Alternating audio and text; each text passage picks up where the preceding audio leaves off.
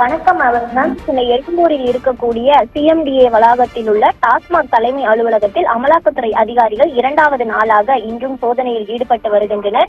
Egmore CMDA வளாகத்தில் உள்ள டாஸ்மாக் தலைமை அலுவலகத்தில் சோதனையில் ஈடுபட்டு வரக்கூடிய அமலாக்கத்துறை அதிகாரிகள் நேற்றைய தினம் நடைபெற்ற சோதனை, அதே போல இன்று காலை முதல் சோதனை நடத்தி வரக்கூடிய நிலையில் அங்கு பல்வேறு ஆவணங்களை கைப்பற்றி அதை அப்படியே கட்டுக்கட்டாக அடித்து வைக்கக்கூடிய இந்த காட்சிகளை தான் நாம் பார்த்திருக்கிறோம்.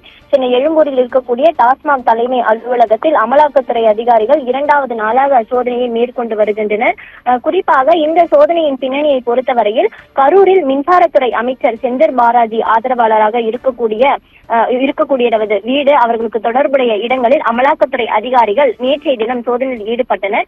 இதனைத் தொடர்ந்து இதன் தொடர்ச்சியாகவே சென்னை எழும்பூரில் உள்ள டாஸ்மாக் தலைமை அலுவலகம், அதே போல திமுக எம்பி ஜெகத் ரட்சகனுக்கு சொந்தமான மதுபான தயாரிப்பு நிறுவனங்கள் உள்ளிட்ட பல்வேறு நிறுவனங்களில் சோதனையில் ஈடுபட்டனர். இதே போல மண்ணடியில் உள்ள எஸ்டிபிஐ அலுவலகத்திலும் நேற்றைய தினம் அமலாக்கத்துறை அதிகாரிகள் சோதனையில் ஈடுபட்டனர்.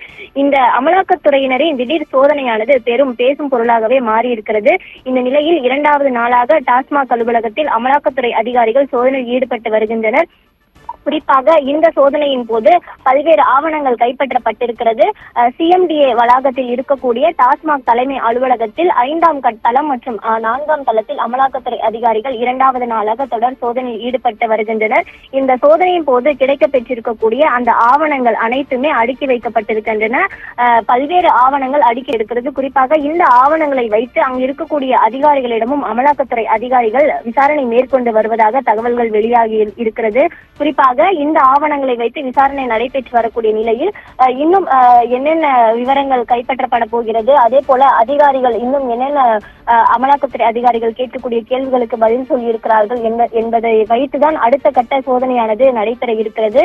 அடுத்தடுத்து அமலாக்கத்துறை அதிகாரிகள் தொடர்ச்சியாக சென்னையின் பல்வேறு இடங்களில் சோதனை மேற்கொண்டு வருவது பெரும் அதிர்வலையை ஏற்படுத்தியிருக்கிறது. அப்ரஹாம், தகவலுக்கு நன்றி மாயாவதி.